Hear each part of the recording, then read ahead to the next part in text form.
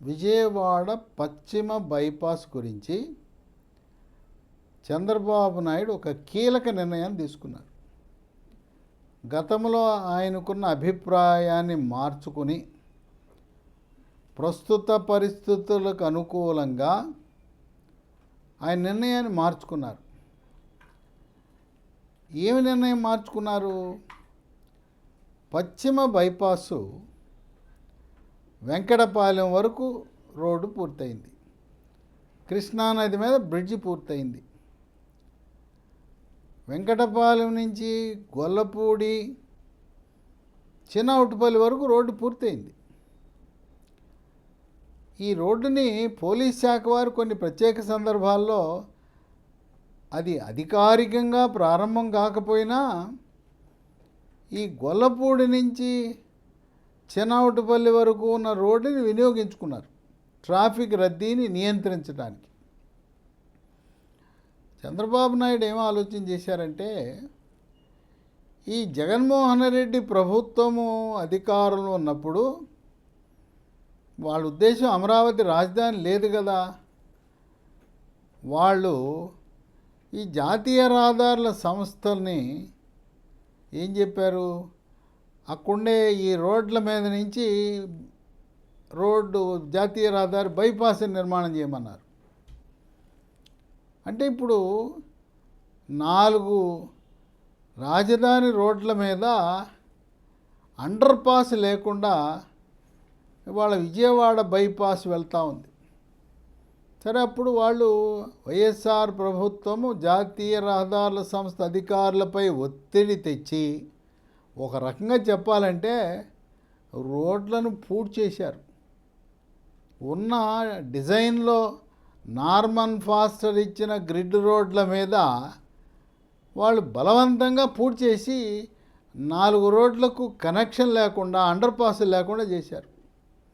Under pass లేకుండా చేసిన రోడ్లు ఏంటంటే E9, E11, E12, E14 ఈ 4టికి అండర్ పాసులు ఇప్పుడు లేవు.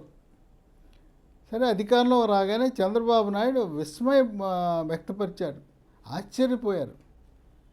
ఏంటి మీరు జాతీయ రహదారుల సంస్థ ఏంటి రాజధాని రోడ్ల మీద అడ్డంగా పూర్తి చేసి రహదారి నిర్మాణం చేయటం అని విస్మయాన్ని వ్యక్తపరిచారు.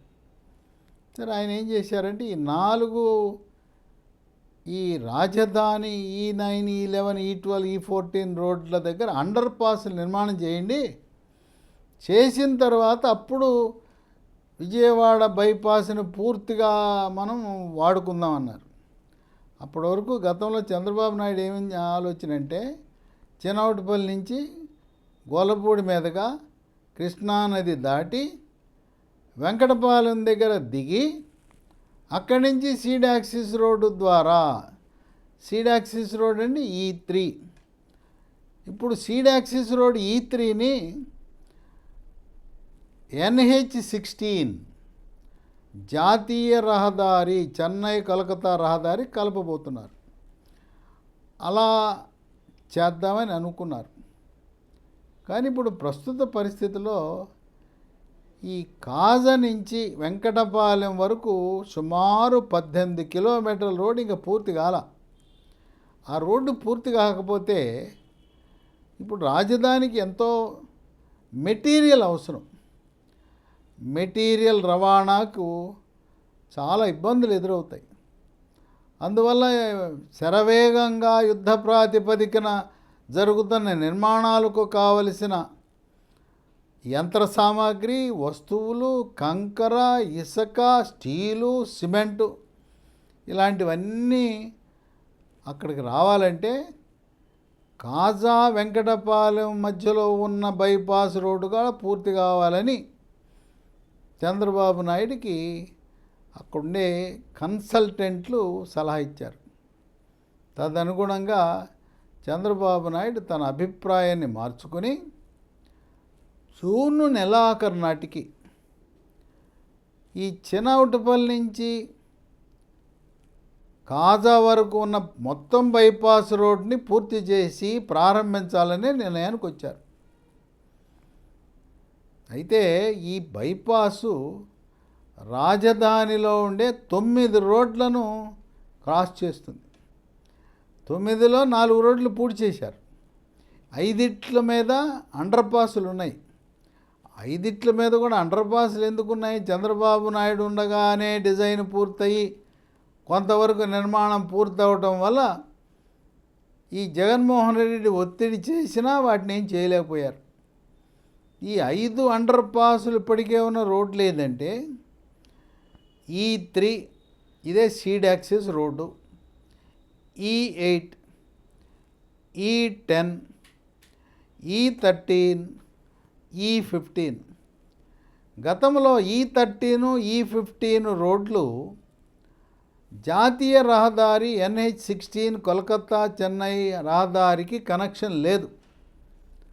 మళ్ళీ రెండవసారి చంద్రబాబు నాయుడు ముఖ్యమంత్రి అయ్యాక E13, E15 రోడ్లను డీజీపీ ఆఫీసు, ఎయిమ్స్ ఆ ప్రాంతంలో కలిసే విధంగా ఇప్పుడు రోడ్డు నిర్మాణం జరుగుతూ ఉంది.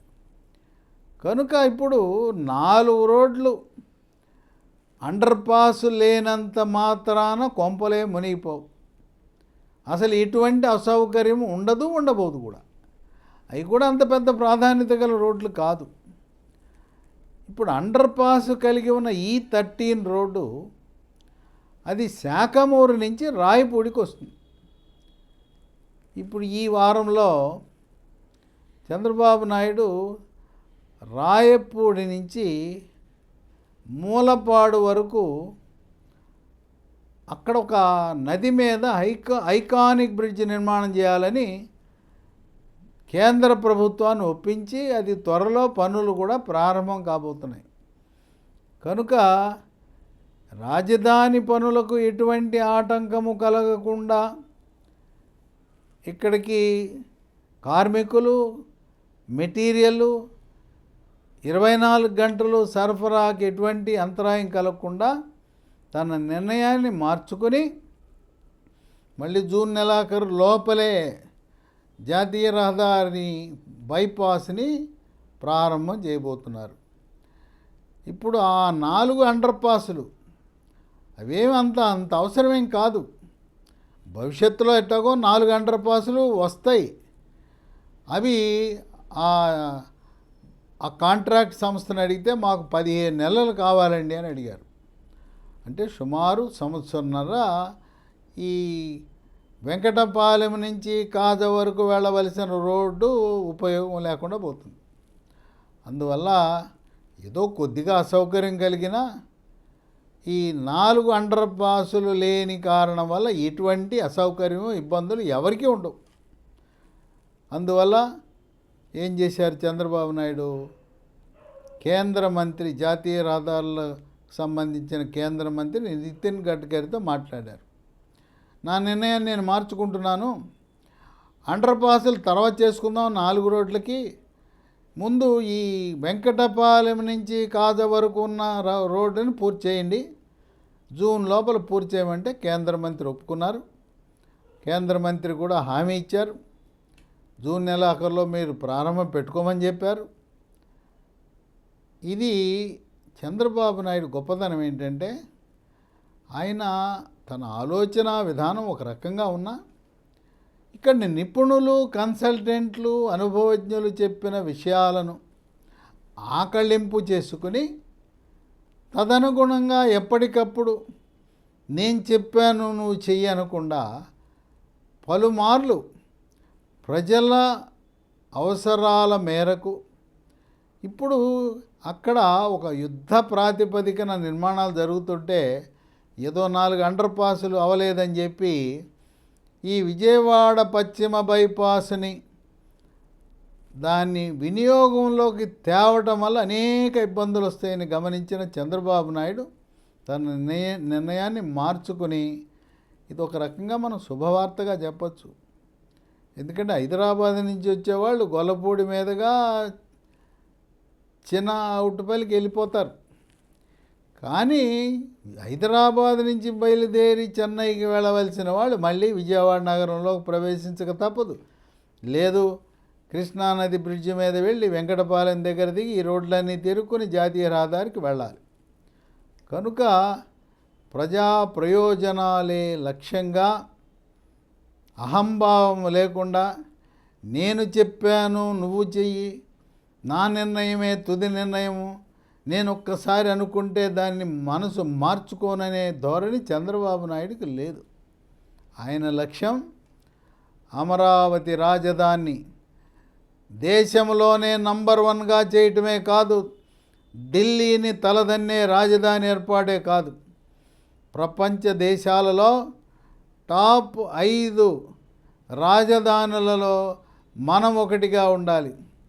మన రాజధాని అది న్యూయార్కా, ప్యారిసా, లండనా, వాషింగ్టన్నా, వాటికి సమ ఉజ్జీగా అమరావతిని నిర్మాణము చెయ్యాలని తన లక్ష్యంగా, తన ఏకైక జీవిత లక్ష్యంగా పెట్టుకున్న చంద్రబాబు నాయుడు ఎవరు మంచి సూచనలు చెప్పినా వాటిని పాటించటానికి సుముఖంగా ఉండటం అనేది ఆయన విజయానికి ఒక రహస్యముగా ఉంటుందని రాజకీయ నిపుణులు భావిస్తున్నారు.